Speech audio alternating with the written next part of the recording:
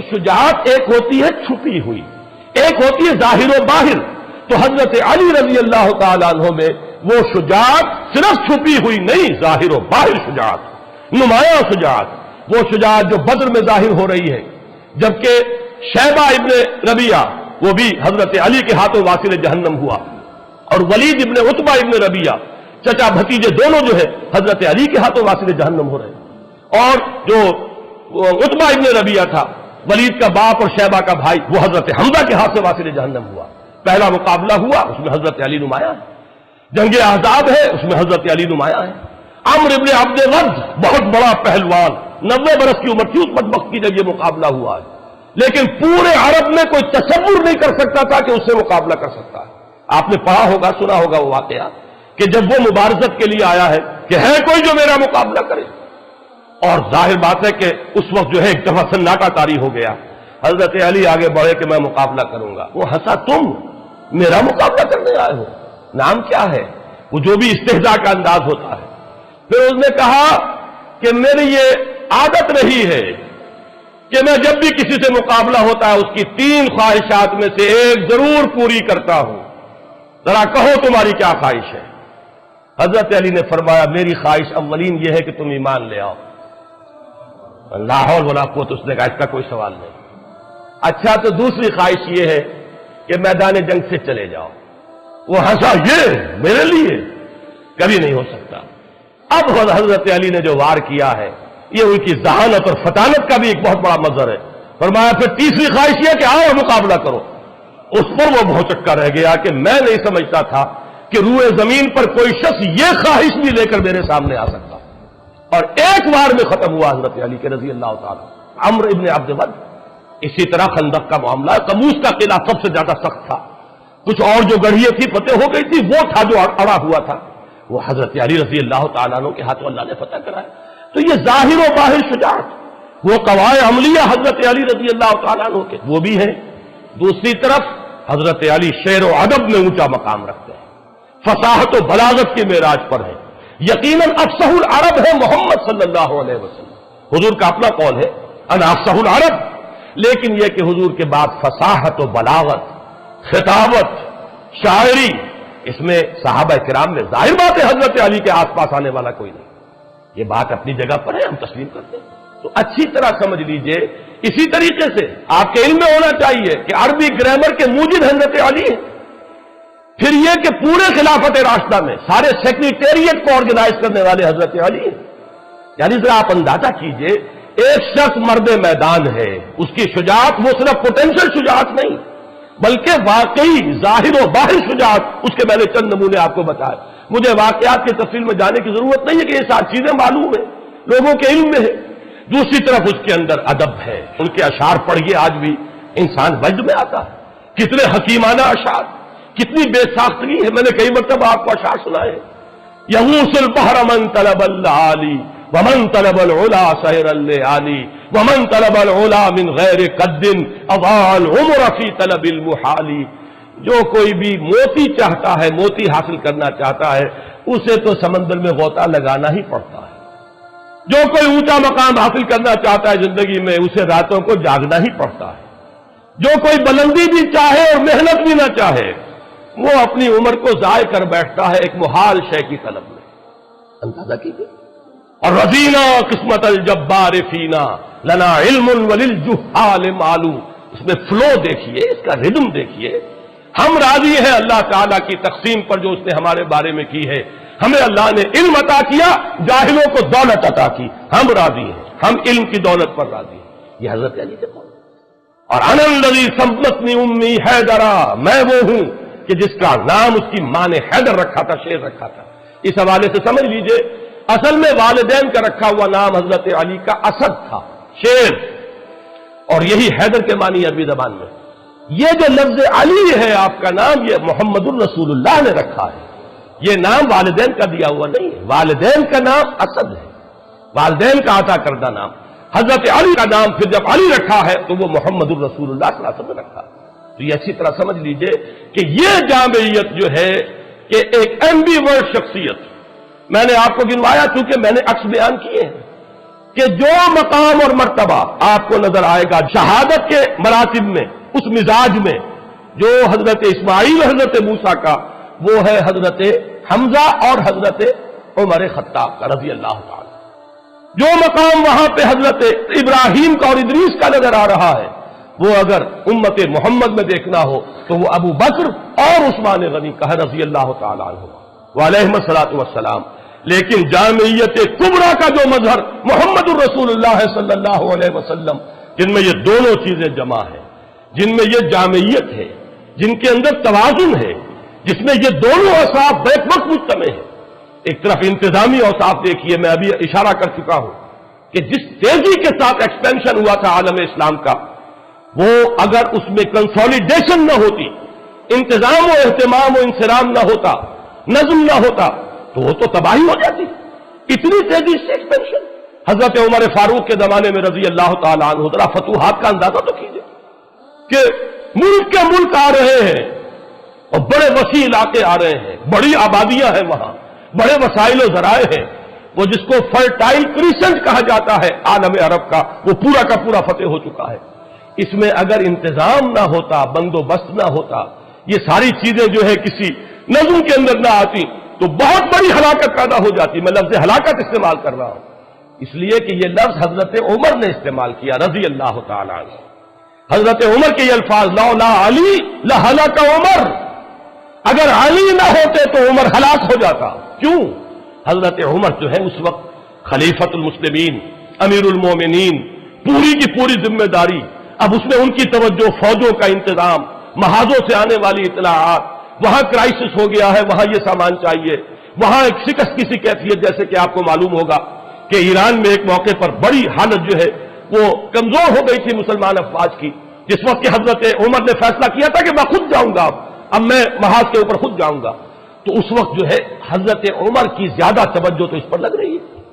اگر اس کے ساتھ انتظامات نہ ہو، اہتمام نہ ہو، نظم نہ ہو، قائم نہ کیا جائے، تو واقعہ یہ ہے کہ جس کو آپ کہتے ہیں آگے دوڑ پیچھے چوڑ، آگے تو بڑھتے جا رہے ہیں، پیچھے معاملہ جو ہے خراب ہوتا چلا جا رہا ہے، یہ ہوتا۔ لیکن یہ سارا کام کس نے سنبھالا؟ حضرت علی نے سنبھالا۔ یوں سمجھیے کہ اس پورے دور میں حضرت ابو بکر، حضرت عمر اور حضرت عثمان کا بھی ایک حصہ جو ہے دور خلافت کا، اس میں حکومت کا انتظام، پورا سیکریٹریٹ، تمام محکمے بنانے، کوئی سی محکمے کا تصور ہی نہیں تھا، سارے محکمے ایجاد کیے ہیں حضرت علی نے، سارے دیوان مرتب کیے حضرت علی نے۔ گویا کہ آج کے زمانے میں آپ کہیے چیف سیکریٹری کہیے یا جو بھی اس کو نام دے، وہ کون تھے؟ وہ حضرت علی تھے رضی اللہ، اور پورا انتظام ان کے اپنے ذہن سے نکلا ہوا ہے۔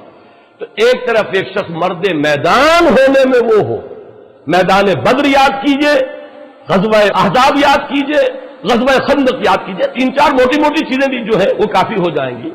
دوسری طرف آپ کی فصاحت و بلاغت، میں ابھی اس کا ذکر نہیں کر رہا اس لیے کہ وہ ذرا مختلف ہی مسئلہ ہے۔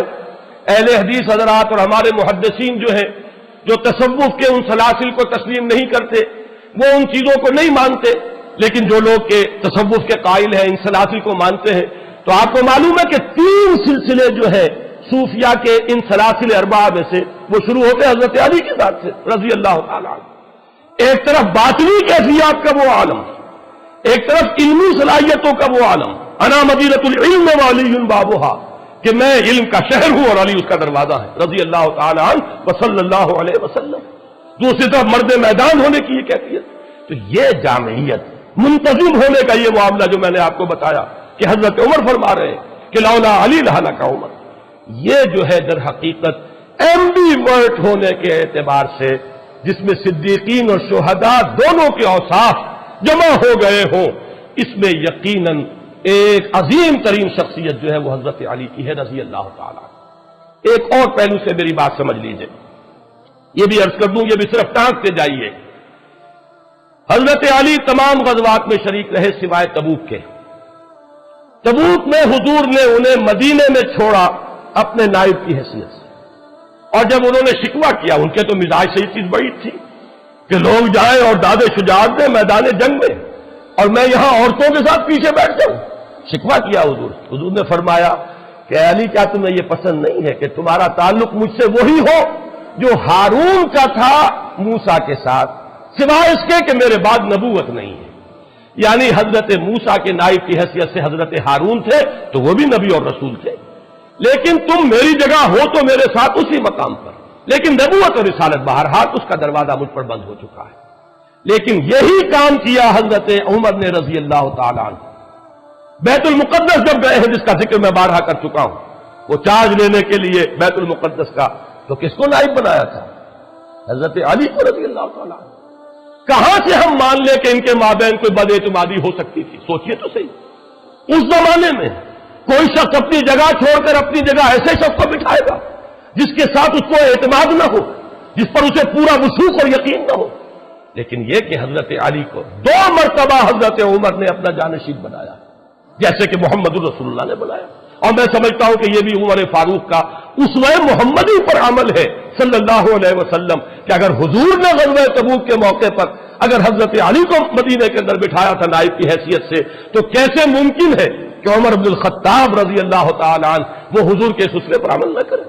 بیت المقدس کا سفر تبوک سے بھی کہیں آگے، یروشلم جا رہے تھے حضرت عمر، اور کتنا رہا ہوگا مدینے سے آپ کے غیر حاضری کا معاملہ۔ یہ آج کل کا معاملہ تو نہیں تھا، تیز رفتار سواریاں نہیں تھی، اس عرصے میں تو اگر کسی کے دل میں کوئی اور بات ہوتی تو اس کے لیے پورا موقع تھا کہ تختہ الٹ دیتا، لیکن نہیں، معاذ اللہ، یہ سب ہم ان کہانیوں کو ماننے کے لیے تیار نہیں، ہم ان چیزوں کو تسلیم کرنے کو تیار نہیں۔ یہ مربوط تھے، یہ ایک بنیاد مرصوص تھے۔ چنانچہ سورہ ہجر کی ایک آیت ہے کہ ہم جب اہل جنت کو جنت میں داخل کریں گے، جنتیوں کو، تو الفاظ آتے ہیں وَنَزَعْنَا مَا فِي صُدُورِهِم مِّن غِلٍّ إِخْوَانًا عَلَىٰ سُرُرٍ مُتَقَابِلِينَ، ہم ان کے دلوں میں جو بھی کوئی رنجشیں ہوں گی وہ نکال لیں گے، اور پھر جنت میں وہ بیٹھے ہوں گے آمنے سامنے ایک دوسرے سے، کہ بھائی بن کر کوئی رنجش دن میں تھی بھی، دنیا میں تھی بھی تو نکل چکی ہوگی۔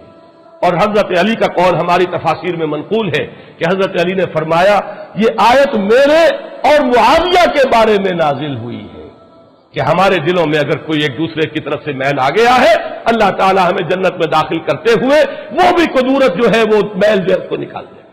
تو ہمارا نقشہ تو صحابہ کرام کا یہ ہے کہ یہ ایک بنیاد مرصوص تھے۔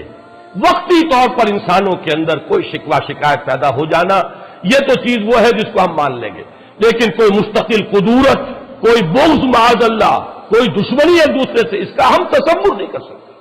لہذا یہی وجہ ہے کہ حضرت علی رضی اللہ تعالیٰ عنہ کو 2 مرتبہ حضرت عمر نے اپنا جانشین بنایا۔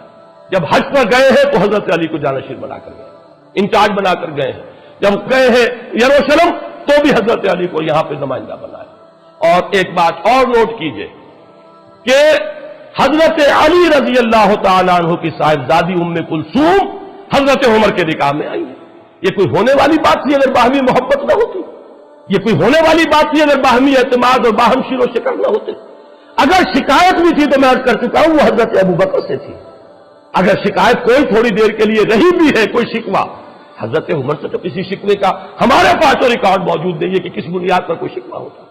تو یہ جو ایک بنیاد مرصوص رہے ہیں، بلکہ جب میں نے ابھی ذکر کیا تھا کہ جب ایران کے محاذ پر ایک دفعہ ذرا کریٹیکل سچویشن پیدا ہوئی ہے اور حضرت عمر نے فیصلہ کیا کہ اب میں جاؤں گا وہاں محاذ پر، تو حضرت علی نے روکا اور یہ فرمایا کہ چکی اسی وقت تک پیستی ہے جب تک کہ وہ اپنی کلی جو ہے اس کے اوپر قائم رہے۔ آپ کا مقام اس چکی کے اس کلی کا ہے۔ یہ امت مسلمہ کی چکی چلے گی اگر آپ اپنی جگہ پر قائم رہیں گے، اگر وہ کلی اپنی جگہ سے ہٹ گئی تو چکی چلے گی کیسے؟ لہذا آپ نہ جائیں، ان کو مجبور کیا کہ آپ یہیں پر رہیں، یہیں سے بیٹھ کر انتظام کریں۔ اور حضرت عمر رضی اللہ تعالیٰ عنہ نے حضرت علی کے اس مشورے کو قبول کیا اور اپنے ارادے کو فسخ کر دیا۔ ہمارا نقشہ یہ ہے، اور میں جو بات آج بتانا چاہتا تھا وہ یہ ہے کہ اہل سنت کے ہاں بھی حضرت علی کا مقام بہت بلند ہے، بہت بلند ہے، بہت بلند ہے۔ وہ لوگ اہل سنت کے دائرے سے خارج ہیں کہ جو حضرت علی رضی اللہ تعالیٰ عنہ پر کسی طرح کا زبان تان جو ہے دراز کرتے ہیں، کسی طرح سے ان کی نیت کے اوپر حملہ کرتے ہیں، کسی طرح سے کوئی اس طرح کی جو ان کے مقام بلند سے فروتر بات ہے کوئی ان کی طرف منسوب کرتے ہیں، میرے نزدیک وہ اہل سنت سے خارج، وہ ناسبی ہوں گے یا کوئی خارجیوں کی کوئی نسل ہے جو چلی آ رہی ہو ہمارے اندر، لیکن بہرحال اہل سنت کے ہاں یہ جان لیجئے، یہ ہمارا مجمع عقیدہ ہے تمام نسل انسانی میں بلند ترین تو انبیاء اور رسل ہیں، وہ تو سب سے اونچا ہے ہی۔ اس کے بعد امت کے اندر سب سے افضل، پوری دنیا کے اندر، امت میں نہیں، پوری نسل انسانی میں بحیثیت جماعت وہ صحابہ ہے محمد الرسول اللہ۔ تمام رسولوں میں افضل محمد الرسول اللہ صلی اللہ علیہ وسلم۔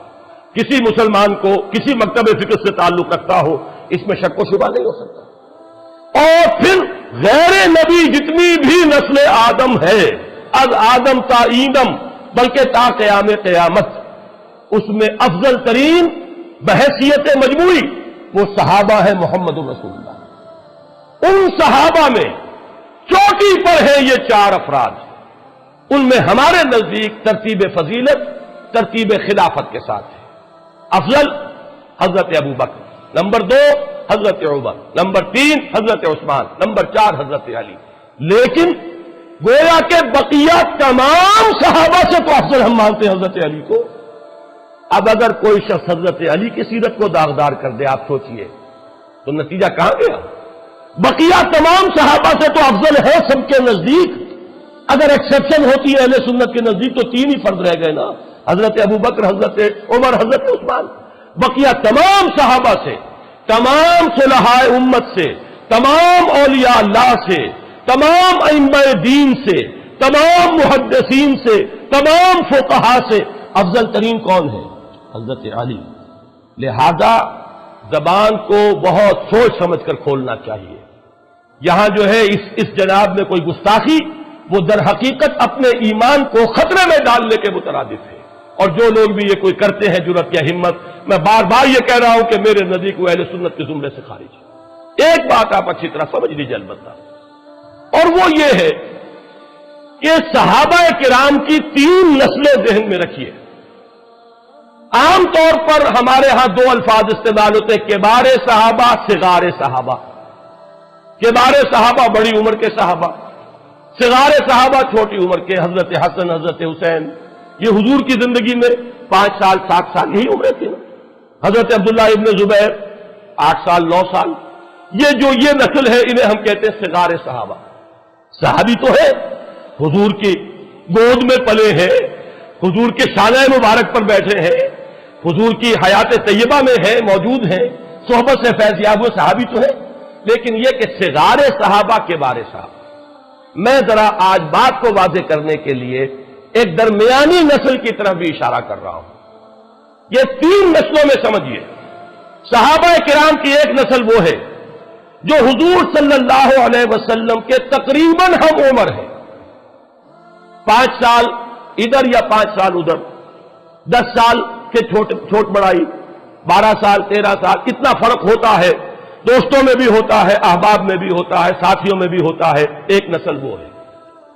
ایک نسل وہ ہے کہ جو اس سے نیچے ہے، جس کا کہ حضور سے عمر کا فرق جو ہے 30 سال 35 سال کا۔ ایک تیسری عمر وہ ہے، تیسری نسل وہ ہے جس کا عمر کے اعتبار سے حضور سے فصل جو ہے وہ 52 سال 55 سال کا ہے۔ نوٹ کر رہے ہیں آپ میری بات کو؟ 3 نسلیں ہو گئی کہ نہیں؟ عام طور پر ایک نسل بھی آج کل سمجھی جاتی ہے، 20 برس جو ہے اس کے اندر نسل بیتتی ہے۔ آپ اگر اپنی 4 پیڑھیاں گنیں گے تو وہ تقریباً 80 یا 100 برس کے اندر 4 پیڑھیاں جو ہے 4 نسلیں گزر جاتی ہیں۔ یہی ذرا تصور رکھیے۔ اب ان 3 نسلوں میں سے نوٹ کیجئے گا، حضرت ابو بکر، حضرت عمر، حضرت حمزہ، حضرت عثمان، حضرت طلحہ، حضرت زبیر، حضرت عبد الرحمن ابن عوف، یہ کون ہیں؟ یہ اس پہلی نسل کے۔ حضرت ابو بکر 2.5 سال چھوٹے، حضرت عثمان 4 سال چھوٹے، حضرت عمر 13 سال چھوٹے، حضرت حمزہ بالکل ہم عمر، بعض صحابہ حضور سے عمر میں زیادہ بھی تھے، حضرت عثمان ابن مظعون رضی اللہ تعالی وہ حضور سے عمر میں کچھ بڑے بھی۔ یہ ہے حضور کے تقریباً ساتھ کے لوگ، ان کو کہیں گے اعوان و انصار، ان کو کہیں گے ساتھی، ان کو کہیں گے دوست۔ اگلی نسل جو ہے وہ کون سی ہے؟ جو 30-40 سال کا فرق رکھتی ہے۔ حضرت علی کا تعلق اس نسل سے، حضرت علی حضور سے 30 برس چھوٹے ہیں۔ وہ نسل جو ہے اس میں کون ہے؟ حضرت علی ہے، حضرت فاطمہ ہے، حضرت عائشہ ہے، حضرت مصعب بن عمیر ہیں، حضرت خباب بن الارت ہے، یہ وہ نسل ہے، یہ وہ نسل ہے کہ جو حضور کے زمانے میں جو مکی دور ہے اس میں یہ نوجوان تھے، بلکہ ابھی کہنا چاہیے کہ ابھی نوجوانی کی بھی ابتدائی سٹیجز میں تھے۔ یہ وہ لوگ ہیں، یہی وجہ ہے کہ ان کا کوئی کارنامہ آپ کو مکی دور میں کیسے نظر آئے گا؟ مکی دور میں حضرت علی کی شجاعت کا کوئی مظاہرہ کیسے ہوگا؟ وہاں تو مظاہرہ ہوا تو حضرت عمر اور حضرت حمزہ کا ہوا۔ حضرت علی تو اول روز سے حضور کے ساتھ تھے، لیکن یہ کہ مسلمان بہرحال جو بھی اس معاشرے کے اندر حال تھا مسلمانوں کا وہ آپ کو معلوم ہے نا، اس لیے کہ حضرت علی کی عمر کیا تھی؟ 12 برس جب ایمان لائے ہیں حضور پر۔ ویسے تو یہ کہ ایمان لانے کا کیا ہے، وہ تو حضور کی گود میں تو پل رہے ہیں، وہی تو پرورش پا رہے ہیں۔ آپ کو معلوم ہونا چاہیے کہ حضور ہی کے گھر میں رہتے تھے حضرت علی، حضور کے زیر کفالت تھے، لہذا ایک اعتبار سے تو بلند ترین شرف ہو گیا کہ ابتدا سے جس شخصیت کی تربیت میں پہلے دن سے جس کو عمل دخل حاصل ہے محمد الرسول اللہ کو، وہ تو حضرت علی ہے رضی اللہ تعالیٰ عنہ۔ یہ اپنی جگہ ایک مقام ہے، ایک فضیلت ہے جو حاصل ہو گیا، لیکن یہ ہے کہ حضرت عمر کا معاملہ، حضرت حمزہ کا معاملہ، حضرت عبد الرحمن بن عوف کا معاملہ، یہ وہ لوگ ہیں کہ جو در حقیقت عمر کے اعتبار سے اس وقت حضور صلی اللہ علیہ وسلم کے عمر کے آس پاس تھے، وہ تھے آوان و انصار، وہ تھے اس وقت کے مددگار۔ حضرت علی گھر کے فرد ہیں، اس اعتبار سے جہاں تک تربیت کا معاملہ ہے وہ تو میں ایک لفظ استعمال کر رہا ہوں، اب نوٹ کیجئے گا، یہ غلام احمد پرویز نے استعمال کیا، لیکن کیا ہے حضرت عمر کے بارے میں۔ میرے نزدیک یہ غلط استعمال کیا حضرت عمر کے بارے میں۔ میرے نزدیک اس لفظ کا مصداق کامل حضرت علی ہے۔ وہ لفظ کیا ہے؟ شاہکار رسالت۔ شاہکار رسالت اگر ہے تو حضرت علی، اس لیے کہ جس کی تربیت میں اول روز سے محمد الرسول اللہ صلی اللہ علیہ وسلم کا حصہ ہے، جو حضور کی گود میں پلا بڑھا ہے۔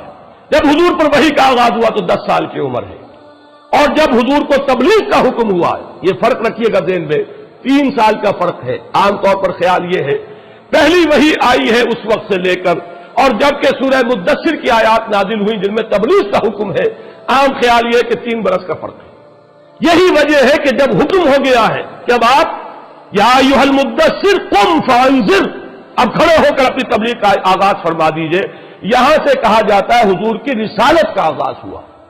اور جب پہلی آیات اتری تھی اقرا بسم ربک الذی خلق، وہاں سے یہ کہا جاتا ہے کہ حضور کی نبوت کا ظہور ہوا، تو اسی لیے یہ کہا جاتا ہے کہ 13 برس کی عمر میں ایمان لائے، اس لیے کہ اگرچہ آغاز وحی سے وہ تو اگر کہا جائے تو 10 برس عمر ہے، لیکن جب تبلیغ کا حکم ہو رہا ہے تو اس وقت حضرت علی کی عمر 13 برس ہے، تو 13 برس کی عمر میں ایمان لائے حضرت علی، اور پھر ساتھ رہے، گھر میں ہے۔ تو فیض یاب سب سے زیادہ کون ہو رہا ہے محمد الرسول اللہ کی صحبت سے؟ وہ تو حضرت علی ہے، دن رات کے ساتھی ہے، ایک طرح کے خادم ہے، گھر میں رہنے والے عزیز ہیں، اپنے ایک چھوٹے عزیز کی حیثیت سے گھر میں حضور صلی اللہ علیہ وسلم کے ہاں ان کی رہائش ہے۔ اس اعتبار سے شاہکار رسالت، شاہکار نبوت، اس لفظ کا اطلاق اگر ہوتا ہے بتمام و کمال تو وہ حضرت علی کی ذات پر ہوتا ہے، اس لیے کہ تربیت محمدی کا شاہکار حضرت علی۔ البتہ یہ ضرور ہے کہ مکی دور میں آپ کی عمر چھوٹی تھی، اس میں 2-3 واقعات تو نمایاں ہمیں آتے ہیں سامنے کہ حضرت علی رضی اللہ تعالیٰ عنہ نے کھڑے ہو کر کہا تھا جب پہلی مرتبہ یہ حکم آیا کہ انذر عشیرتک الاقربین، اے نبی ذرا اپنے قریبی رشتہ داروں کو خبردار کیجئے، ان تک دعوت پہنچائیے، تو 2 مرتبہ کھانے کا اہتمام کروایا اور حضرت علی ہی کو حکم دیا اہتمام کرو۔ 13, 14, 15 برس کا نوجوان جو ہے گھر کے اندر رہتا ہے، ظاہر بات ہے وہی بندوبست کرے گا، وہی جانوروں کو ذبح کروائے گا، وہی اہتمام کرے گا، کھانا پکوائے گا۔ سارے بنی ہاشم جمع ہو گئے ہیں، پہلی مرتبہ جمع ہوئے، حضور نے جب اپنی بات پیش کی تو سب لوگ ہنسنے لگے اور اٹھ کے چلے گئے، کسی نے جواب ہی نہیں دیا۔ دوسری مرتبہ پھر کیا، پھر دعوت کھلائی۔ اب میں یہ کہا کرتا ہوں کہ کچھ لوگوں کو شرم آ گئی ہوگی کہ 2 مرتبہ کھانا کھایا ہے تو اب کچھ تو ان کی بات سن لیں، تو آپ نے کھڑے ہو کر جب دعوت پیش کی سن تو انہوں نے لی، لیکن یہ ہے کہ اس کے بعد سانپ سونگ گیا سب کو۔ بنو ہاشم ہے یہ سب، ان میں جان لیجئے، نہ حضرت ابو بکر بنی ہاشم میں سے ہے، نہ حضرت عمر یہ بنو ہاشم میں سے نہیں ہے۔ حضرت حمزہ بھی ہو گئے، وہ بنو ہاشم میں سے تھے لیکن ان کی توجہ ہی نہیں، غور ہی نہیں کیا ہوگا انہوں نے، وہ تو 6 سال جا کر ایمان لائیں گے۔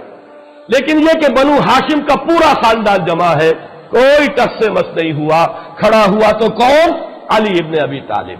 और उनके अल्फाज तारीखी हैं, अगरचे मैं उम्र में सबसे कम हूं, अगरचे मेरी आंखें दुखती हैं। ये आशोब चश्म का आर्जा मालूम होता है कि हजरत अली को बचपन से था, इसलिए कि फिर ग़ज़वे खंदक में भी इसका जिक्र आता है कि आंखें दुखती थी हजरत अली की। हुजूर ने अपना लाब मुबारक जो है वो लगाया था, लाब दहन, जो आब दहन, तो उससे आपको आराम हुआ था।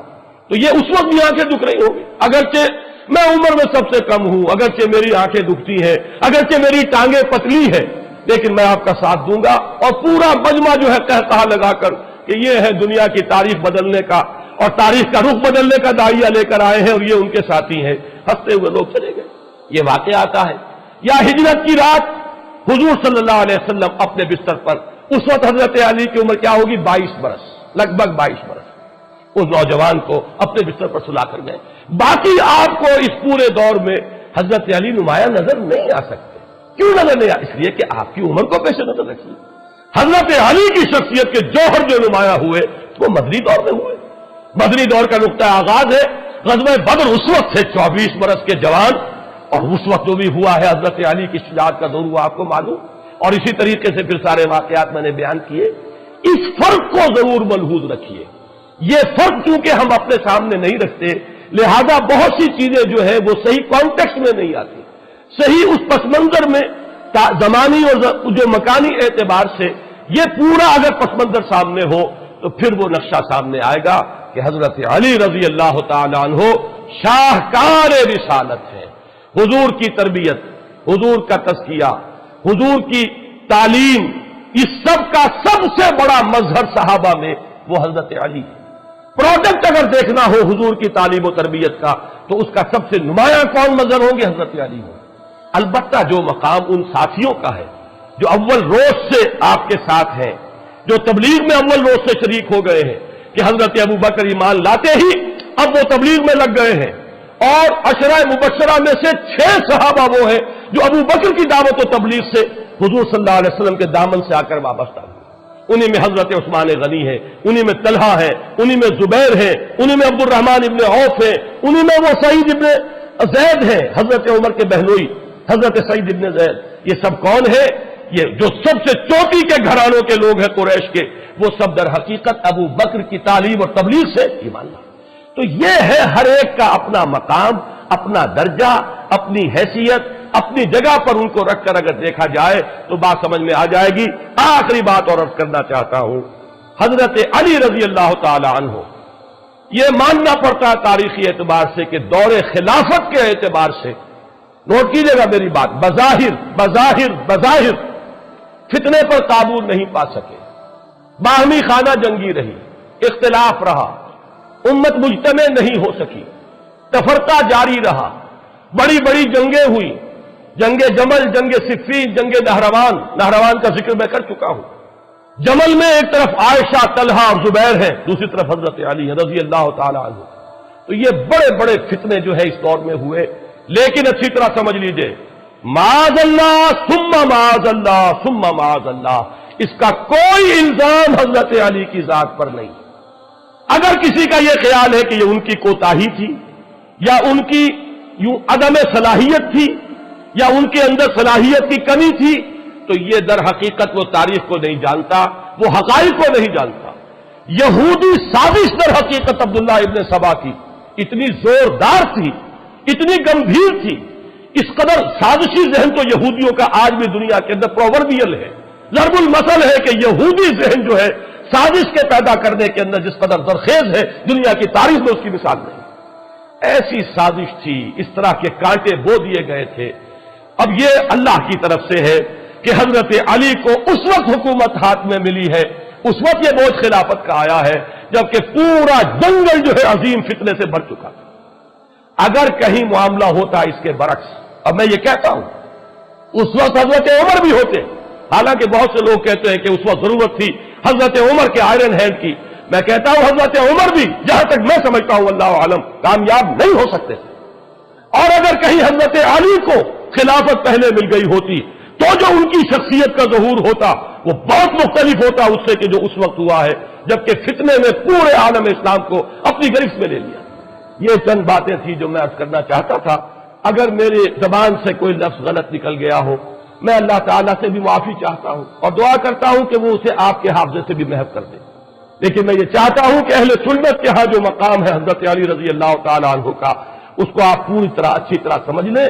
ہماری فضا میں بہت گند ہے، طرح طرح کے غبار ہیں، طرح طرح کے لوگوں نے شوشے چھوڑے ہوئے ہیں، ان کو ہٹا کر اس پورے گرد و غبار کو صاف کر کے یہ جو حضور کے اہم ترین ساتھی ہیں، امت کے جو چوٹی کے افراد ہیں، ان کے بارے میں صحیح صورتحال جو ہے وہ ہمارے ذہنوں میں ہونی چاہیے۔ اقول قولی ھذا واستغفر اللہ لی ولکم ولسائر المسلمین والمسلمات۔